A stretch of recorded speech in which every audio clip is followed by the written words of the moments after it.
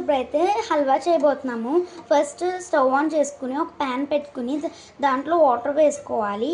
ఇంకా షుగర్ కూడా యాడ్ చేసుకోవాలి. షుగర్ అంతా వాటర్లో డిజాల్వ్ అయ్యాక అప్పుడు గోధుమ నూక వేసుకోవాలి. చూస్తున్నారు కదా, ఇది ఫస్ట్ డిజాల్వ్ అయ్యాక నెక్స్ట్ నేను చూపిస్తాను. చూడండి, ఫస్ట్ ఇది డిజాల్వ్ అవ్వాలి వాటర్లో. ఇది షుగర్ డిజాల్వ్ అయిన వెంటనే గోధుమ నూక వేయకూడదు, మరగాలి. అంటే బబుల్స్ రావాలి. అంటే ఇలా రావడం కాదు, మనం ఏం చేయకుండా దానికి అదే బబుల్స్లా రావాలి. అప్పుడు మనం గోధుమ నూక వేసుకోవాలి. చూస్తున్నాను కదా, మనం ఏ గ్లాస్తో అయితే నూక తీసుకున్నామో ఆ గ్లాస్తో 3 times వాటర్ తీసుకోవాలి. చూస్తున్నారు కదా, నేనైతే చిన్న గ్లాస్ తీసుకున్నాను, ఎందుకంటే స్నాక్ ఐటెంలా జస్ట్ చిన్నగా చేసుకుంటున్నాను నేను.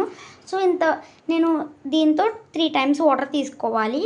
చూస్తున్నారు కదా, ఒకవేళ మనం ఫుల్గా ఏదైనా ఫంక్షన్కి అలాంటివి చేసుకుంటే జీడిపప్పు అయితే వేపించుకుని వేసుకుంటే టేస్ట్గా ఉంటుంది.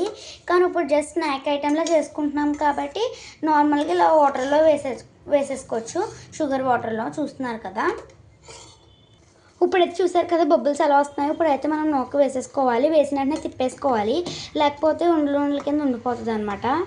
చూస్తున్నారు కదా, ఇలా తిప్పుతానే ఉండాలి, లేకపోతే ఉండల కింద కట్టేస్తుంది. ఇలా తిప్పుతూ ఉండాలి, అది అయ్యేంత వరకు. ఇప్పుడు హల్వా చూసారా, కొంచెం దగ్గర పడిందంటే గట్టిగా అయింది. ఇప్పుడు మనం అయితే కొంచెం గీ వేసుకోవచ్చు.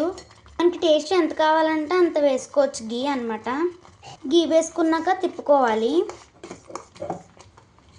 ఇప్పుడైతే మన టేస్టీ స్వీట్ అయితే రెడీ అయిపోయింది. హల్వా అయితే చూస్తున్నారు కదా, స్వీటీ హల్వా అనమాట. ఇప్పుడైతే బౌల్లో పెట్టుకుని తినేస్తే చాలా స్వీట్గా ఉంటుంది. మనం కావాలంటే ఫుడ్ కలర్ కూడా యాడ్ చేసుకోవచ్చు, మనకు కలర్ వస్తుంది. సో చూస్తున్నారు కదా, ఇప్పుడైతే మన టేస్టీ హల్వా రెడీ అయిపోయింది. ఇప్పుడైతే మనం బౌల్లో వేసుకుని తినేపోతున్నాం. బాయ్ గాయ్స్, మళ్ళీ కలుద్దాం. బాయ్.